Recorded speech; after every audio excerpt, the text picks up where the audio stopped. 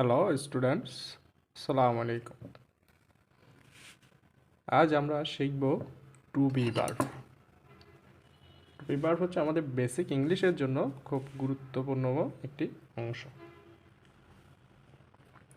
Two be verb আমরা জানি এটা হচ্ছে নর্মাল যারা বিগিনার, শুরুতে যারা ইংলিশ শুরুতে শিখতে চাচ্ছে তাদের জন্য এটা খুব গুরুত্বপূর্ণ একটি বিষয়।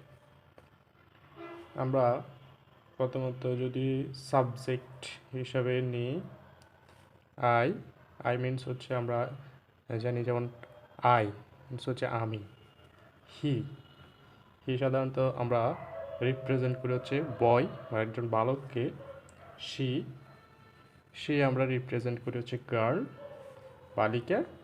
আর হচ্ছে যখন আমরা কোনো বস্তুবাচক বিষয়কে রিপ্রেজেন্ট করি তখন আমরা ইট ইউজ করি, যেমন ফ্যান। তারপর হচ্ছে ইউ ইউ মিনস হচ্ছে তুমি। উই উই আমরা রিপ্রেজেন্ট করি হচ্ছে যেমন আমি এবং তুমি, তাহলে উই উই হচ্ছে আমরা। দে দে মিনস হচ্ছে অ্যাকসেপ্ট মাই সেলফ, আমরা দে ইউজ করি। কারণ আমরা দেখব আইয়ের সাথে টু বি ভার্ব হিসাবে আমরা কি ইউজ করতে পারি। আইয়ের সাথে আমরা টু বি ভার্ব হিসাবে এম, আমরা এটাকে শর্ট ফর্মে লিখতে পারি আই আম আম। শি সি এবং ইট, যেমন আমরা এর সাথে আমরা সাধারণত টু বি ভার্ব হিসাবে ইউজ করি হচ্ছে ইজ, যেমন he is, she is, it is. এটাকে আমরা শর্ট ফর্মে লিখতে পারি হিজ,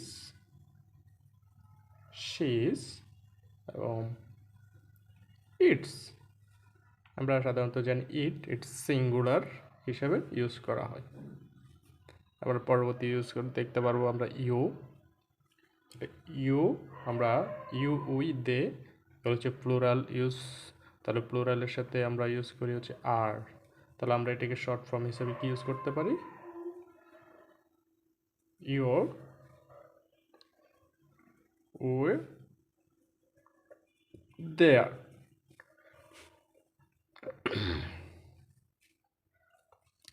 আমরা এখন দেখব এটাকে পজিটিভ অ্যান্ড নেগেটিভ।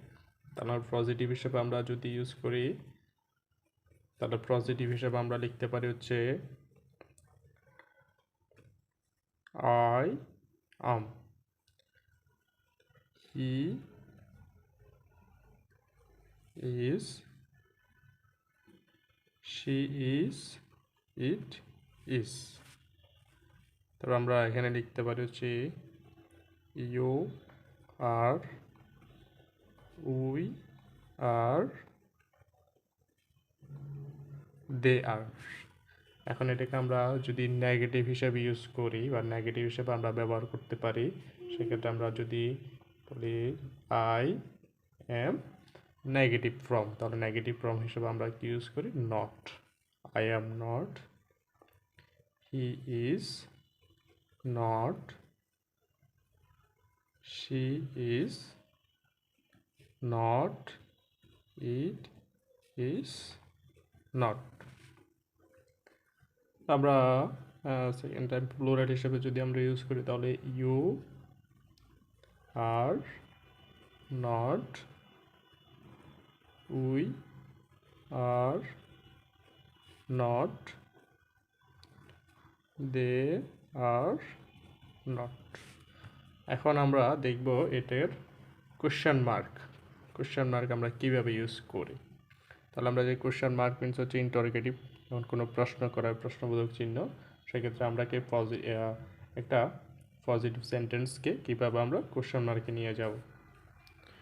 তাহলে আমরা জানি সেক্ষেত্রে অক্সিলিয়ারি ভার্বকে রিপ্লেস করলে, অবজেক্টের এবং সাবজেক্টের সাথে রিপ্লেসমেন্ট করলে আমরা জানি কোশ্চেন মার্ক হয়ে যায়।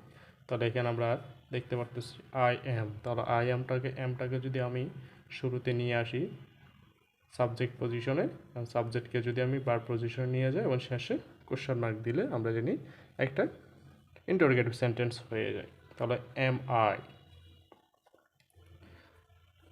Is he, is she, it আমরা লিখতে পারি ইজ ইট। এক্ষেত্রে same are you are we are they, শেষে অবশ্যই আমরা জানি আমাদেরকে কোশ্চেন মার্কটা ব্যবহার করতে হবে। এখন আমরা এক্ষেত্রে দেখতে পারি যে ইট এবং দে, যেমন আমরা ইট হচ্ছে আমরা জানি সিঙ্গুলারের ক্ষেত্রে আমরা ইট ইউজ করি, আর প্লুরাল ক্ষেত্রে আমরা দে ইউজ করি। এবং সিঙ্গুলার ইট ইজ, আমি যদি দে ইউজ করতে হয়, যেমন আমি যদি বলি it is they are black and red fan, তাহলে এই ক্ষেত্রে হয়ে যাচ্ছে প্লুরাল, কারণ আমরা জানি একের অধিক যখন ইউজ করা হয় তখন সেটা আমরা প্লুরাল হিসেবে ব্যবহার করি। তো বন্ধুরা, আজকে দেখলাম আমরা কিভাবে সহজে টু বি ভার্ব ইউজ করা হয়। টু বি ভার্ব দিয়ে আমরা কীভাবে positive, negative and interrogative sentence তৈরি করতে পারি। তো বন্ধুরা, আজকে এই পর্যন্ত। ধন্যবাদ। সালামু আলাইকুম।